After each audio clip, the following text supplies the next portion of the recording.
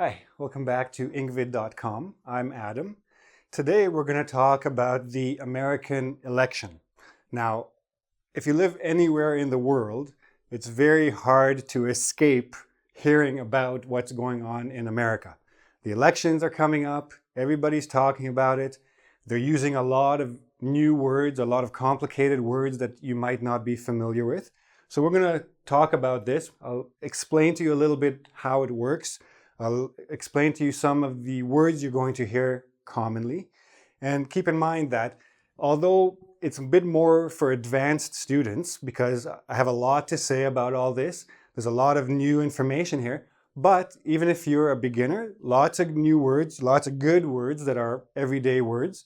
If you watch CNN ever, you're going to hear some of these words because CNN loves to talk about the election. Okay, so let's get into some of this and we'll see where we go. First of all, we're going to start with the two parties. Okay, so America is essentially a two-party system. You have the Republicans and you have the Democrats. Now, that doesn't mean there aren't other parties. In fact, there are many parties in America, but usually they don't get many votes, and maybe even not even 1% of the total votes for all the little parties. Now, you can also have a third-party candidate, meaning somebody who wants to run by him or herself with his or her own money, okay? Because the Republicans and the Democrats give money to their candidate to run a campaign. I'm going to go over all these words, so not to worry. So first, let's start with the Republicans, okay? They're sometimes called the GOP. You're going to hear this often. This is just a nickname. It means Grand Old Party. And I should make this a little bit bigger. Grand Old Party, just a nickname given to them long time ago. In fact, both of these parties are over 150 years old, and they have won every election since way back when. And what they do is they often switch. Sometimes they'll go on a streak, like the Democrats will win a bunch of elections, the Republicans will win a bunch of elections. Sometimes they'll switch back and forth every election. It depends on the season, depends on the mindset of Americans, okay? So here we have the two Democrats. Now, the campaign, the attempt to run for office, okay? So running for office means trying to become president. So what happens is they start their campaign. A campaign is an organized effort to reach a goal, okay? So you have an advertisement campaign, you have a sales campaign. It's basically something organized with a target to reach by the end of it. In this case, the target is the presidency of the United States. So this campaign usually starts well over a year before the actual election. Before they can vote for a president, each party must present a candidate. A candidate is the person that the American people will vote for in November, Democrat or Republican. But before you have a candidate for each party has nominees. A nominee is the potential candidate, people who are chosen to try to become the candidate. You could have 3, 4, 5, 15, it doesn't matter. Whoever wants to try to be president can try. Now, what they do, all these nominees, they go all over the country and they try to win delegates. I'll explain delegates in a second. So what they're trying to do is become the candidate for their party. They go around, they have a campaign, they give speeches, they put TV and radio advertisements, they do all kinds of things so the people will vote for them, okay? Now, what they do is they go to each state and they have a primary or a caucus. Basically, this is like an election, but it's state by state. Each state votes for the nominees of their choice for each party. So in one state, the primary for Republicans will be voted on only by Republicans, people who have joined the party, people who have registered as Republicans. The other side is Democrats. Now, a caucus is a little bit more confusing. A primary is just a straight vote. Here's who I want, check, vote, and the winner is the winner. Caucus is a little bit confusing. Even Americans don't really know what a caucus is, except in the states where they have a caucus. But basically, a caucus is more like a discussion. You don't have a checkbox necessarily. You discuss and you say who you want to be your candidate. But essentially, it's the same idea. Each state votes for the nominee of their choice, and then the winner of this vote gets delegates. A delegate is a representative of that state. And that delegate, or delegates, depending, each state has different numbers of delegates, they will go to the convention in July for each party. So the Democratic convention and the Republican convention. A convention is basically a very big meeting. It's another word for it is conference. So it's a huge meeting, and all the delegates from all the states, all the representatives, come to the convention and vote for the nominee who got the most votes in the primaries, okay? Now, once you have a winning nominee, like you have, let's say you had your 10 nominees, and then after the primaries, one person got enough votes. So there are a total number of delegates.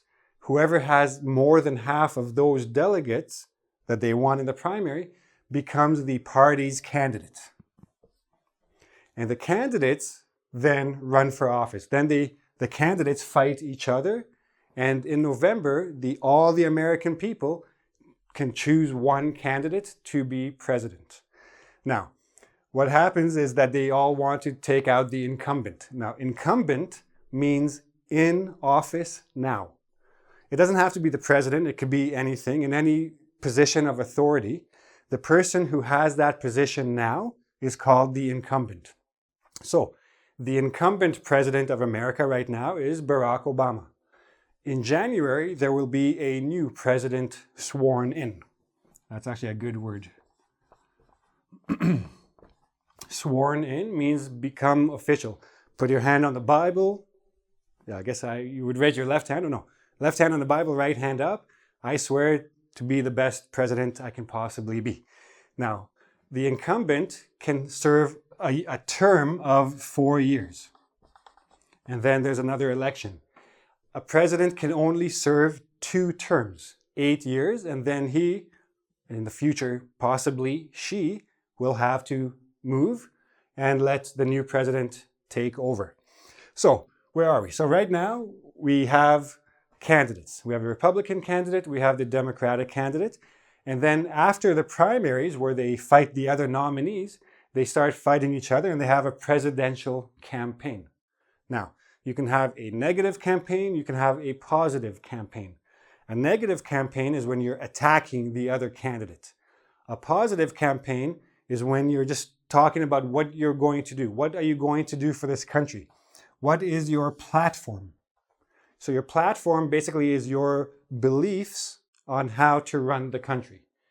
What are you going to do for the economy? What are you going to do for foreign policy? What are you going to do for security?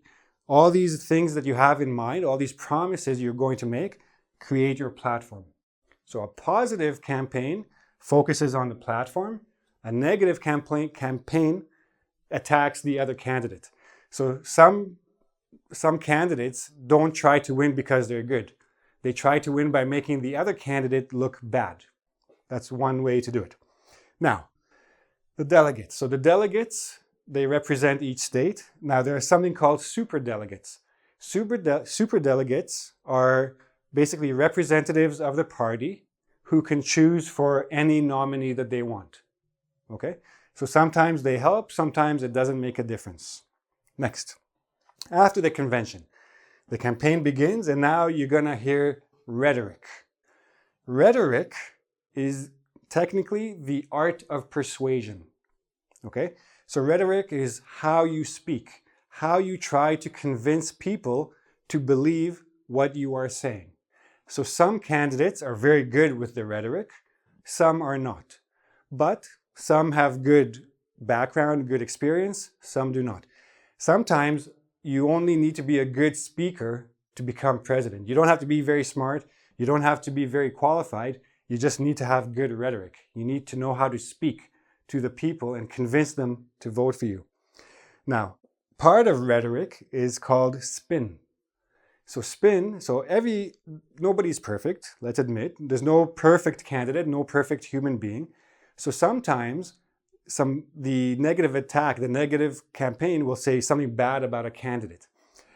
A smart candidate or a very powerful candidate will spin that story. They will take a bad story, spin it, and make it look good. And the professionals who know how to do this are called spin doctors. So every candidate has a bunch of people working with him or her that know how to take every bad attack, spin it, and make it look like a good thing about their candidate. Okay? It's all part of rhetoric. Next, you're going to hear a lot about polls. P-O-L-L, pronounced poll. A poll is basically like a survey. It's a collection of opinions. It could be a noun or a verb. A poll means the number or the survey itself, and this guy got 54%, this guy got 46%, whatever. To poll means to actually ask people what they think. Who are you going to vote for? Okay, 30% said this, 20% said that, 50% said that. So every day there's a new poll. For some people, polls are very important. For some people, they mean nothing because on the election day, the only poll that matters is the one at the ballot box. That's the day that the voters cast a ballot. Cast a ballot means vote. Go into the room, check, box, done. You cast your ballot, you voted. Okay? But there are always swing voters. Swing, like when you were a little child, you sat down on a tree and you go back and forth and back and forth. So swing voters. Swing voters are the people who the polls don't apply to. These are the people who decide at the ballot box. 1 week before, they didn't know who they're going to vote for. One day before, maybe they didn't know who they were going to vote for. So they go in, that day they decide. So the polls or the pollsters, the people who conduct polls, they have no idea what these people think. And these people have a huge influence on who becomes president, okay? Because you don't know what they're going to do. So the campaigns, they can't even target advertising towards them. They can't use rhetoric because they don't know what these people think. They're not part of the polls. And then you watch CNN, ABC, NBC, you watch all the news channels, and every day, all day, you hear the pundits. Pundits are experts in whatever field they work for. So they come on TV, they say, oh, I think this is going to happen.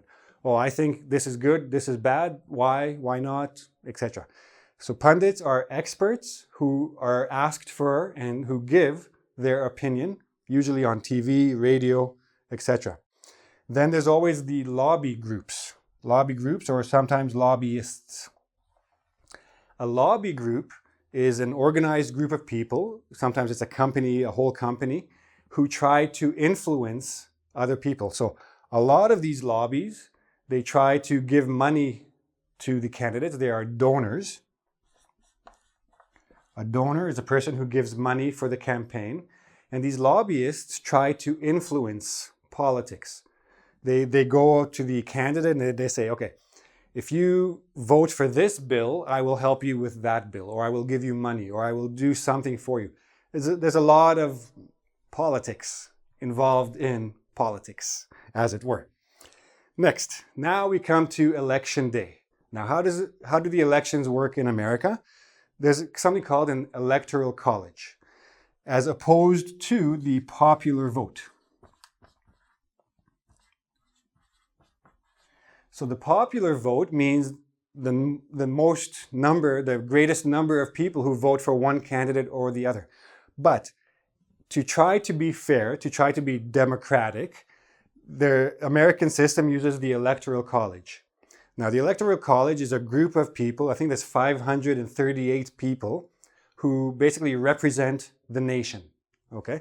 So every state gets a certain number of these electors, for the people in that group of 538. Every state, based on population size, based on a few other things, has a certain number of electors.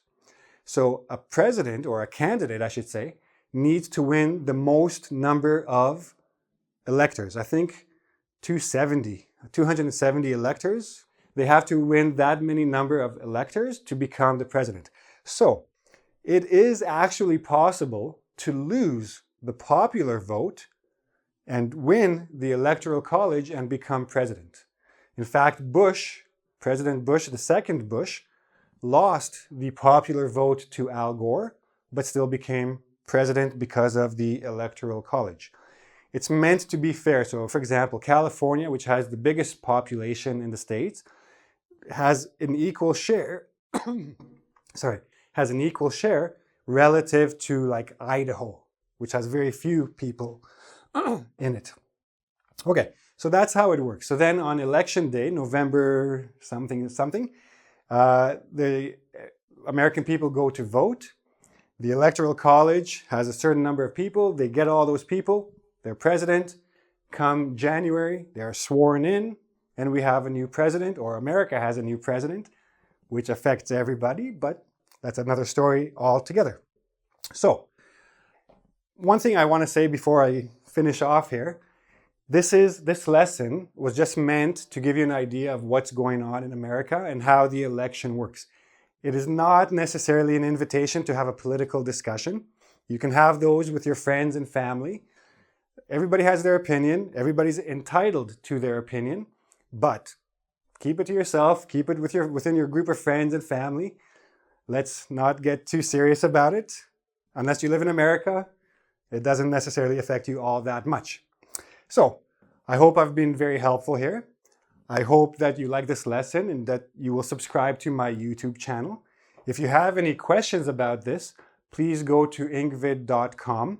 There's a forum there. You can ask all the questions you have. I will be happy to answer them. There's also a quiz to make sure you understand the English of the system. And yeah, if you have anything else, let me know and I'll be happy to help you with that. I'll see you again soon. Bye-bye.